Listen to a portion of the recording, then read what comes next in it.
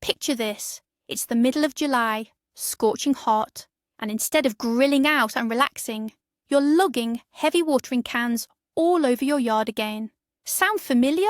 Well, what if I told you that 90% of that summer headache can be avoided right now, in the dead of winter, while you're sitting comfortably in your armchair with a cup of tea? It sounds like magic, but this is pure strategy. Today, we're going to break down exactly how to turn winter into your secret weapon. We're going to plan and purchase the perfect drip irrigation system, from start to finish, that will save you a ton of money, time, and, most importantly, your sanity, come spring and summer. Stick with me until the end of this video, and you'll learn not just what exactly to buy, but how to avoid overpaying and sidestep those fatal mistakes that 9 out of 10 weekend gardeners make every spring. Hey, let me know in the comments right now, are you already using drip irrigation, or are you just checking it out? I'd love to hear from you. So, why exactly winter? The answer is simple and logical. Spring brings the first rays of sun, and suddenly, garden madness begins. Prices on everything from seeds to hoses immediately skyrocket. The fittings and tubing you need fly off the shelves like hot cakes, and store consultants, if you can even track one down, are being pulled in a dozen different directions and simply can't give you the proper attention. In winter, however, the gardening section is quiet and peaceful. This is your time. Time to calmly think everything through, sketch out your layout, research different types of equipment, compare prices, and best of all, grab those generous off-season discounts. It's like the old saying, make hay while the sun shines. But, in reverse, we're planning our watering system during the cold. Essentially, we're moving all the difficult mental and organisational work to a time when there's nothing else happening in the garden anyway. Then, come spring, while everyone else is running around panicking at the hardware store, we can calmly and with complete satisfaction begin the simple and pleasant installation process. So, where do we start? Not by going to the store, but with a sheet of paper and a pencil. Our first and most crucial step is drawing up a detailed plot plan. For now, forget about tubing and drippers. Grab a tape measure and carefully size up your entire area, your garden, greenhouses and flower beds. Then, map everything onto your plan to scale. Your beds, trees, shrubs, pathways, and of course the exact location of your water source, whether it's a faucet, a well, or a rain barrel. Make sure to note any slopes if you have them, as this will be critically important when selecting the right drippers. This simple sketch is your roadmap. It will help you avoid the biggest mistake, buying too little, or conversely, too much material. Don't be lazy. Spend an hour or two on this. Trust me, that hour spent planning now will save you a whole day of running around and frustration during the summer. A clear, visual plan is half the battle for the entire project. Now let's look at our plan and move on to the second crucial stage, strategic zoning. We can't just water every single plant the same way. That's like feeding the same meal to an infant and a grown man. Different crops have vastly different moisture requirements.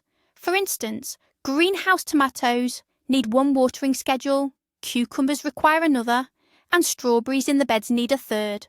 Your job is to group your plantings according to their specific appetites for water. On your layout, use different colours to mark the areas with moisture-loving plants, zones that prefer moderate irrigation, and so forth. It's also important to separately designate zones for perennials, such as berry bushes or a dedicated rose garden. This separation will allow you to organise your future irrigation into different lines, possibly even running on different schedules. This is not only beneficial for the health of your plants, but it also conserves a significant amount of water, which ultimately saves you money.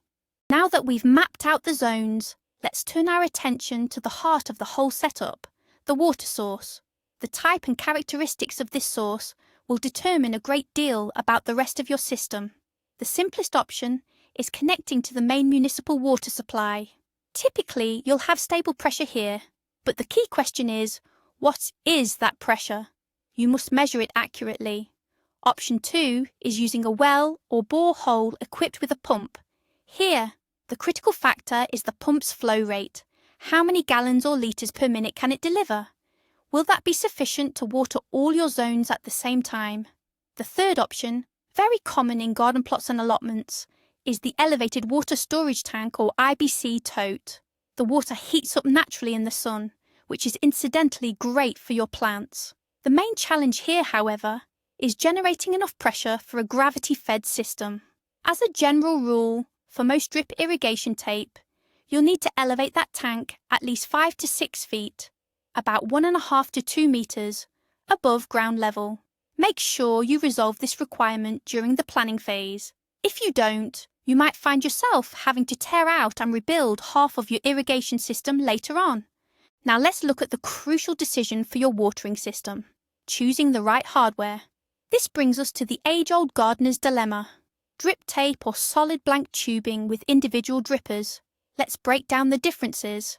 Drip tape is a thin-walled flat line with built-in emitters or drippers, spaced at fixed intervals. It's affordable, easy to lay out, and ideal for annual crops planted in straight rows, like carrots or leafy greens. Its main drawbacks are its shorter lifespan, typically only 1 to 3 seasons, and its vulnerability to damage. Blank tubing, on the other hand, is a solid, thick-walled polypipe, usually made of PVC with no factory holes. You use a specialised punch tool to insert external drippers exactly where you need the water. This makes it the perfect solution for perennials like shrubs, trees or vineyards, and for gardens with irregular or varied planting layouts. Blank tubing is significantly more durable, far more resistant to mechanical damage, and will easily last you many, many years.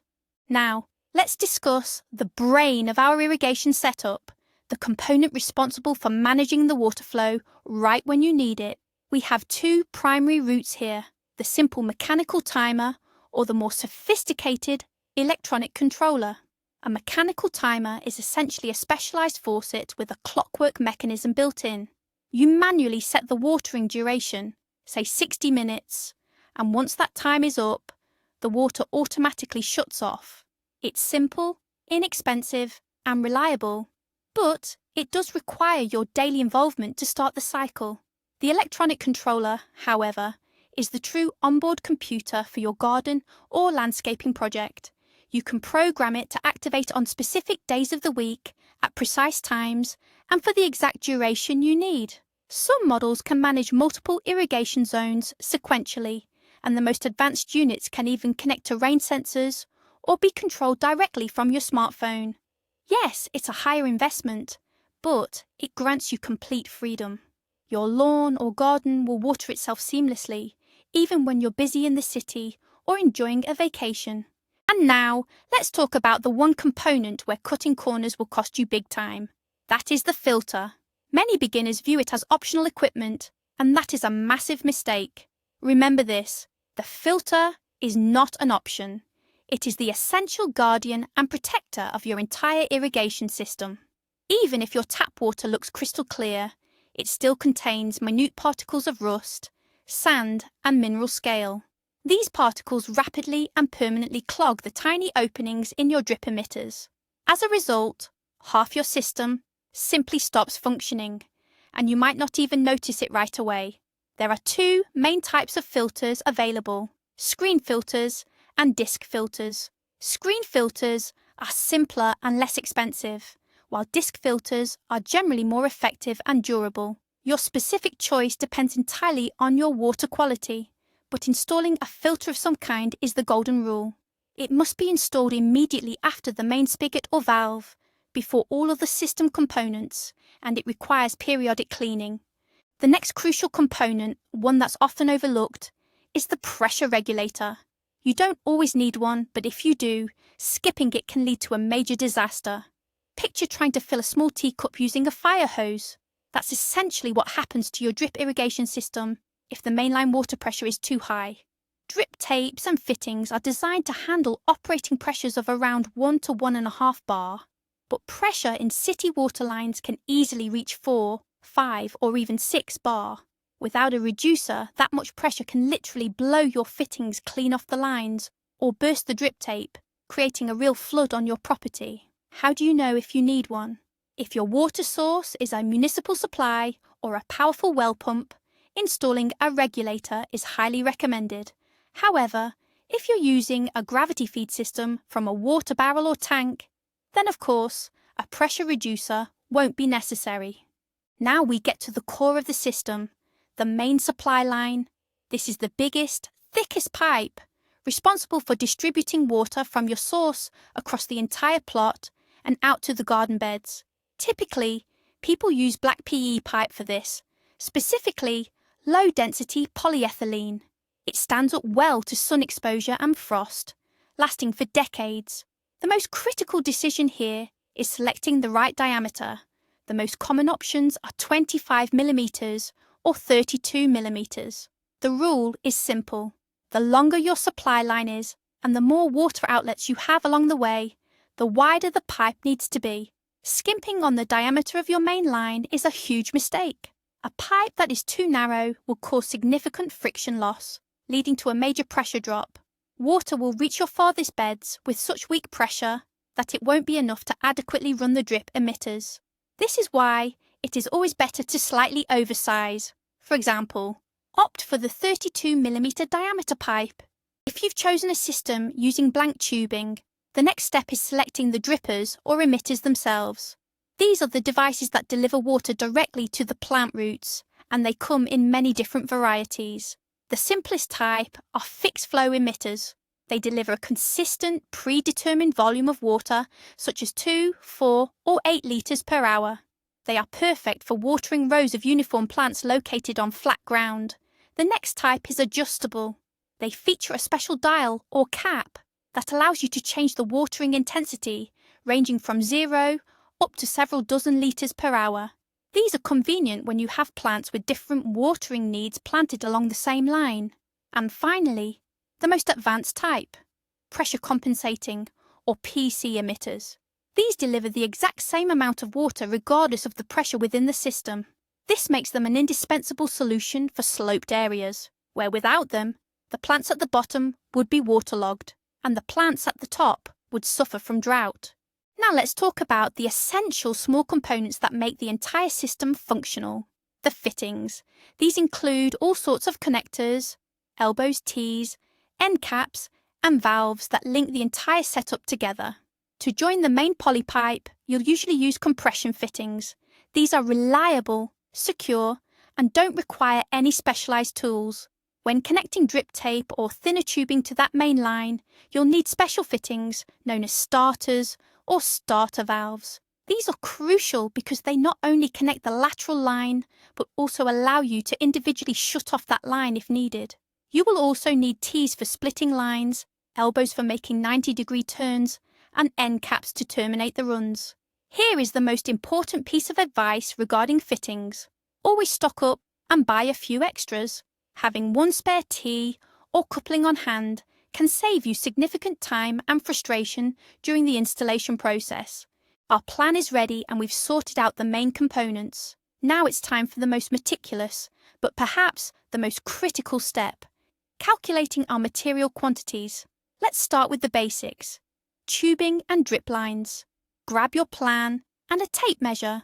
Walk through the layout and measure the total length of all your main supply lines and irrigation feeders. For example, you might need 10 meters of HDPE mainline tubing running from the faucet to the garden bed.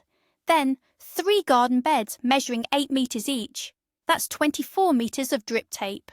Plus, another line to the bushes will require 15 meters of blank tubing. Tally up these numbers carefully. And now for the golden rule, the secret of experienced installers. Always add a 10, or better yet, a 15% cushion to your final figure. Things can go wrong during installation. You might cut a piece the wrong size, or you might decide at the last minute to squeeze in one more small row. That small surplus is your insurance policy, keeping you from making an emergency run to the hardware store at the worst possible time. Okay, the main tubing is sorted. Now we need to tackle the fittings, drippers, and all the odds and ends. I know this might sound tedious, but this is the crucial step that separates a well-designed system from total chaos. Grab your plan again and go through it, literally counting every single piece you need. Look, here's a turn in your main line. That means 1 elbow connector. If 3 rows branch off the main line, you'll need 3 starter valves or connectors. And at the end of each of those 3 rows, you'll need 3 end caps. If you are running solid tubing, count exactly how many plants you need to water. That total number equals the number of emitters or drippers you require. Don't forget those small but vital pieces of hardware: clamps or straps for securing the main line, stakes to anchor the smaller tubing to the ground, and maybe some repair couplings just in case something gets damaged. Create a detailed shopping list: T connector, 5 units, valve, 2 units, end cap, 8 units. This list is your ticket to smart, efficient, and budget-friendly shopping. Once all the initial calculations are finalised, we move on to the very last planning stage, creating the complete budget estimate. This document is your primary financial roadmap. I strongly recommend setting this up as a simple spreadsheet, perhaps using Excel or Google Sheets. You'll need a few essential columns: item description, required quantity, unit price, and total cost. Now carefully transfer all the data from your previous lists into this new spreadsheet.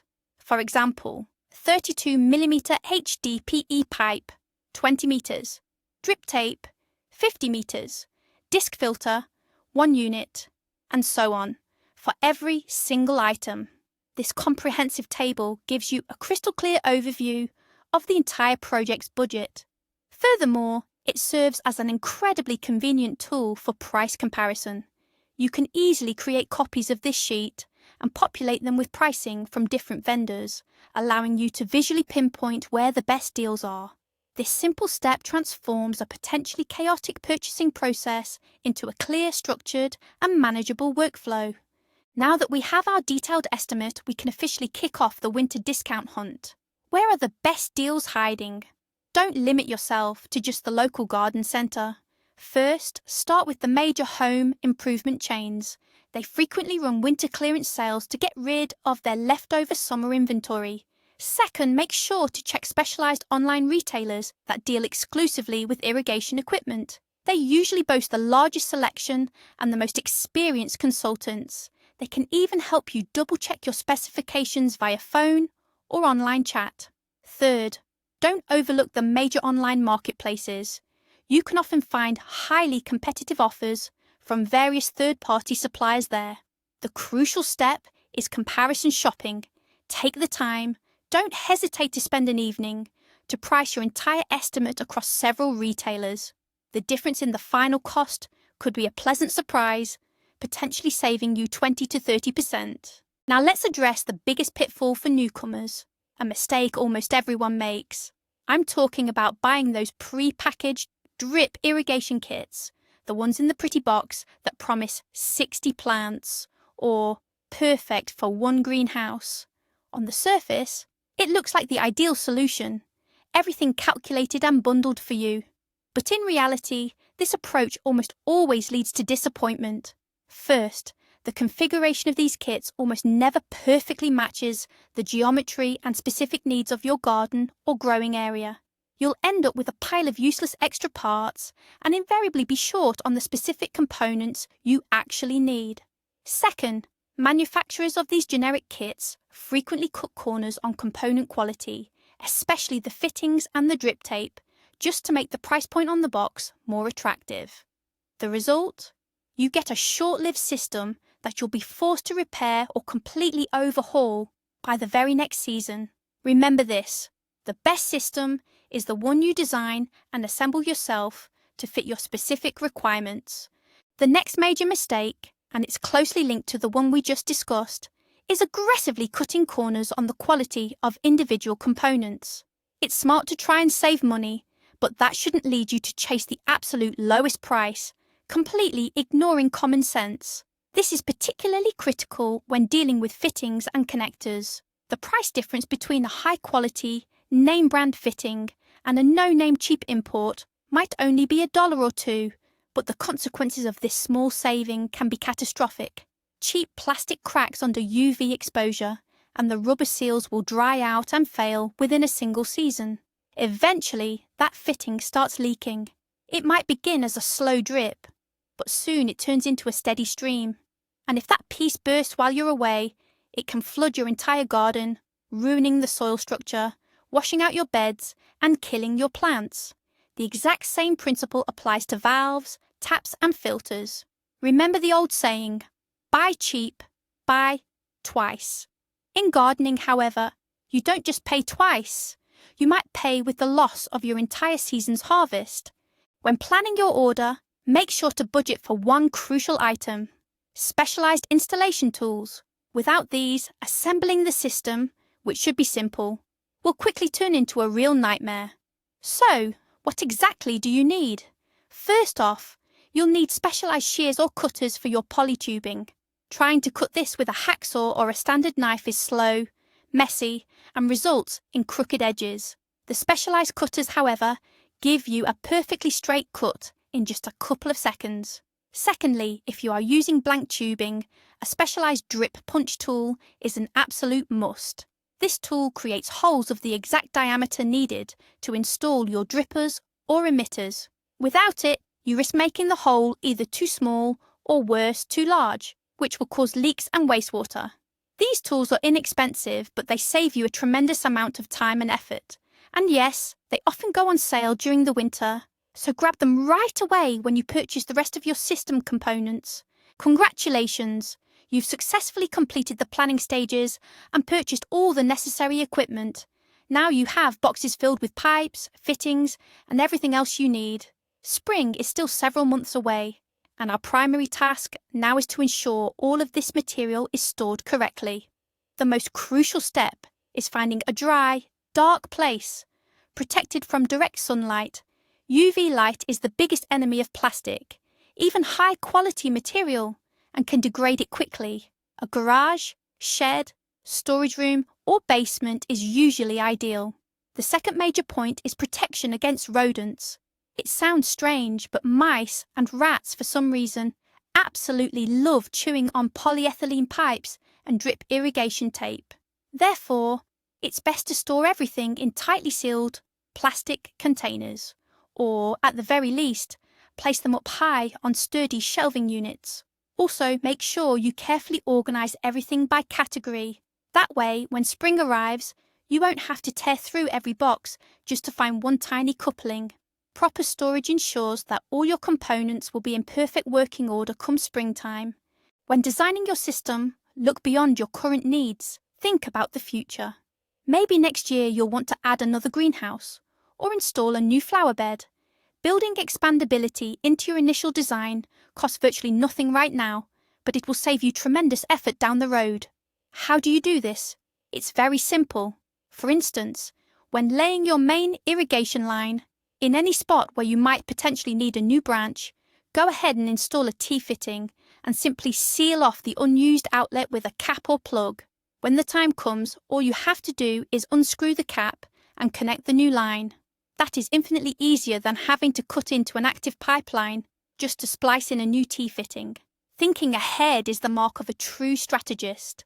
Your irrigation system shouldn't be static. It needs to be flexible and ready to grow right alongside your garden. We've reached the final 20th step of our winter marathon. Everything is planned, everything has been bought, and it's all neatly organised. So what now?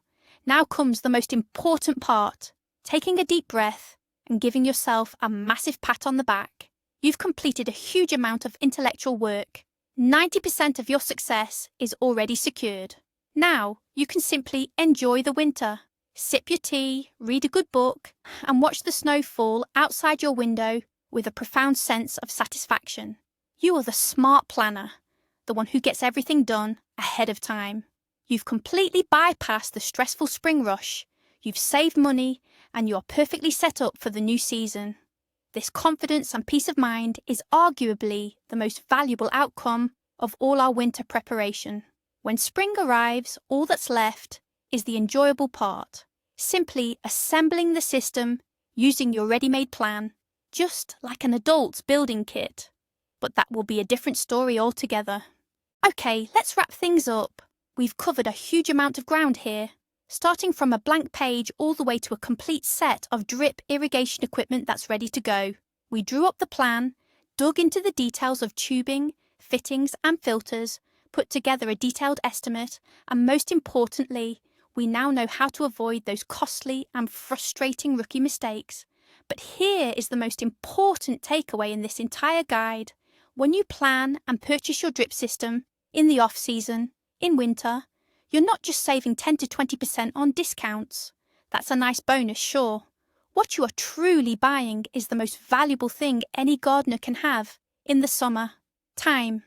Time for relaxing, time for family, time to simply sit back in your deck chair and actually enjoy your garden, instead of acting as the personal water carrier for every single plant.